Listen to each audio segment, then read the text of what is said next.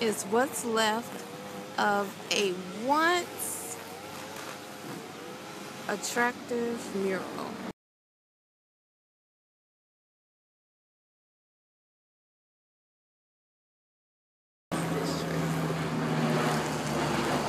This is a bar. These are the Johnston Mills buildings. These were once apartments that the city said were infected by termites. The residents were moved out. Some of them weren't even home when their things were moved out. And now these buildings sit empty. This is NODA, Charlotte's Arts District, which has no art. Basically, like, you know, it was an eclectic art scene going on. And when did you come here? What's that? Oh, this was, you mean when I moved to NODA? Or I moved to NODA in 2005. And before that, I mean, I'm from Charlotte. I grew up around the corner in Hidden Valley, so I've been in Charlotte my whole life. So you know what it was like over here before there was yes, NODA. and actually, Wally actually grew up in North Charlotte, which is this area. So he came up over here. So, I mean, we would always tease each other and go back. This truck is where the art house used to be. It was a hub for African American artists, and it was on the outskirts of NODA. Now it's gone as well. Where is the art in Charlotte? This is the Matheson Street Bridge. An artist's rendering of something. But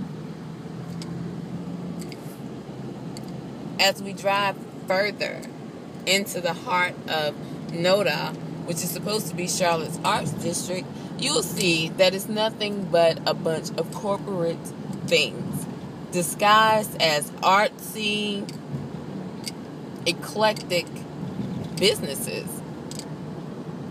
But once again, here's a predominantly African American community, which gentrification has left the economic development to people that are from outside of the community. There's one black business around here, and that's Vivian B. Everything else is not owned by minorities, not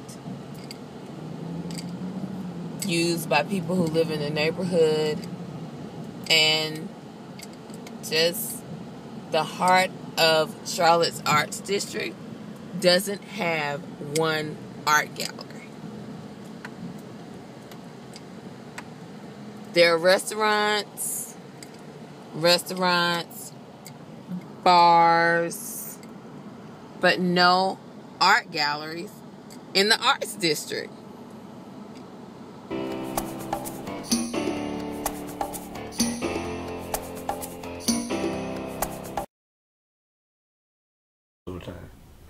So, what's the difference in NODA and North Charlotte? The difference is NODA and North Charlotte. NODA is a white meeting area. You do have some blacks mixed, but it's predominantly white. It's formed by whites and recognized by the city, because actually blacks used to hang out down there first, but they started closing all the shops down. I'm not sure exactly why. It could have been because of the business owners, the way they kept the buildings or whatever.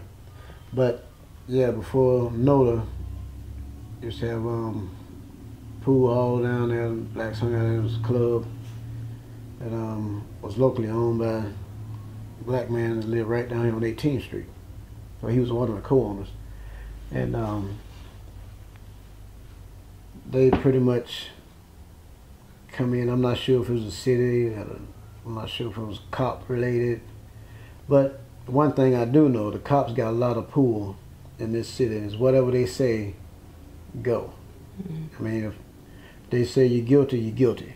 I mean, unless you got money for proper representation, it's pretty much a wrap for you, because the judge is going to believe what they say. And whether DAs, assistant DAs, the prosecutors, whatever the cops say, there's what's going to go. So you think the reputation of the neighborhood stems a lot from what police would say about, like, the labels that police put on? Like I said, if they labeled you, then that's what you were. So tell me, like, as a resident you grew up here, you came back here, how do you feel about Noda, how Noda is treated and how the rest of the neighborhood is treated by the city? Like, you see a lot of the development and money being put into, like, that 4-block radius. I think they let Noda do what Noda wants to do. I mean,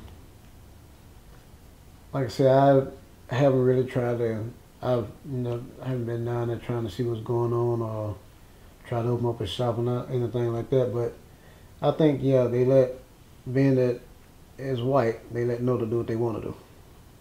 Because, like I said, it's white people doing it. And like I said, Madison Bridge down there, I see they painted all over that. Now, when black people was doing it, it was all graffiti and vandalism. I guess the change in my pocket wasn't enough. I'm like,